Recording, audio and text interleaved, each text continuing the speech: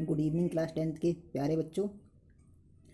आज हम आपको पहली पोएम डस्ट ऑफ स्नो के बारे में बताएंगे,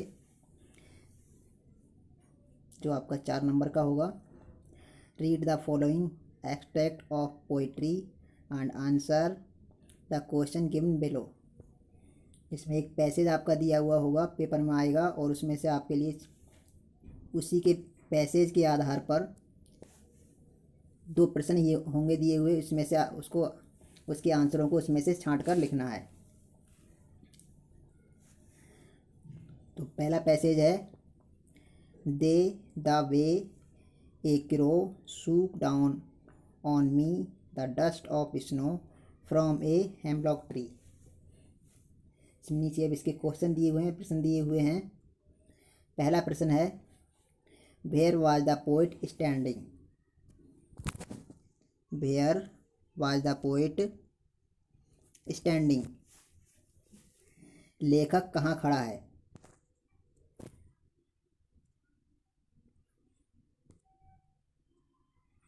लेखक कहाँ खड़ा हुआ है, पहले का प्रश्न पूछ रहा है कि लेखक कहाँ खड़ा हुआ है। तो पहले का आंसर इसमें है, the poet was standing under a mango tree. लेखक जो है आम के पेड़ के नीचे खड़ा हुआ है। प्रश्न दूसरा है, who was sitting on the tree.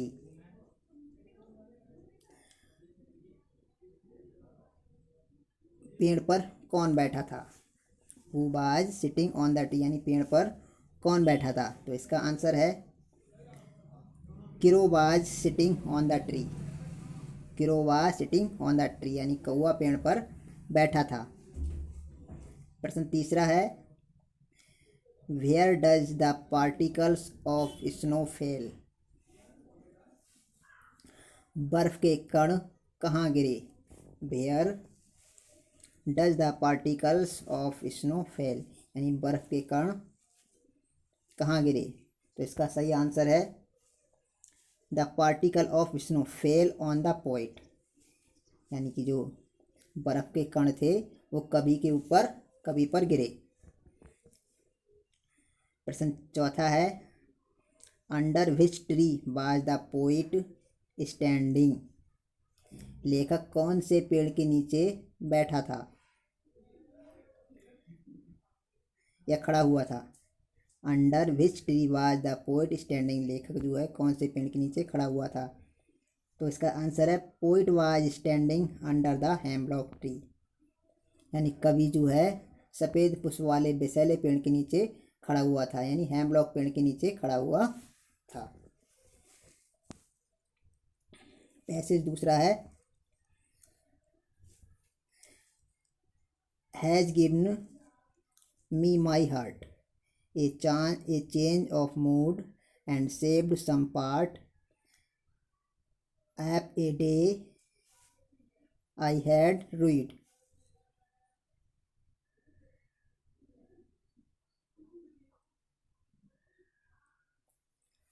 Sorry, यहाँ पर जो ऐप लिखा हुआ है, यहाँ पर ऐप नहीं ऑफ ए डे है, गलत हो गया है यहाँ पर। तो दोबारा से, has given me my heart a change of mood and saved some part. यहाँ पर जो आप लिखा हुआ है यहाँ पर ऑफ है, of a day I had rued. तो पहला क्वेश्चन है, इसका प्रश्न है, did the poet remain happy during the rest of the day. पूछ रहा है, लेखक पूछ रहा है, क्या लेखक बाकी के दिन में खुश रहा, यानी क्या लेखक, डिड द पोइट, क्या लेखक बाकी के दिन में खुश था। तो इसका आंसर है, the poet remained happy during the rest of the day यानी कवि बाकी के दिन में प्रसन्न रहा था यानी खुश रहा था। दूसरा क्वेश्चन है, which particles did the crow shake down यानी कौवा ने किसके कण नीचे गिराए थे। विच पार्टिकल्स यानी किसके कण, the did the crow shake down यानी कौवा ने किसके कण नीचे गिराए थे। तो दूसरे का आंसर है, the crow shook down the particles of snow, कौवे ने बर्फ के कण गिराए थे। प्रश्न तीसरा, why whom the poem Dust of Snow is composed by। कविता किसके द्वारा रचित है, यानी ये कविता है जो लिखी गई है वो किसके द्वारा लिखी गई, इसके लेखक कौन है। तो the poem dust of snow composed by Robert Frost, यानी ये पोएम जो लिखी गई है वो लेखक कौन है, कंपोजर कौन है इनके, रॉबर्ट फ्रॉस्ट। प्रश्न 4 है here I stand for the.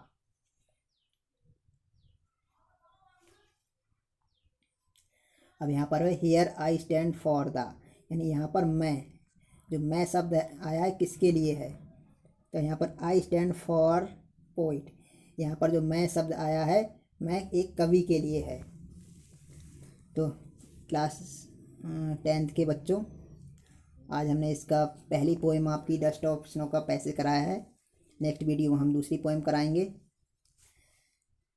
अगर वीडियो पसंद आई हो तो लाइक करना, शेयर करना, और अगर पहली बार आए हो हमारे चैनल पे तो सब्सक्राइब करें। जय हिंद, जय भारत।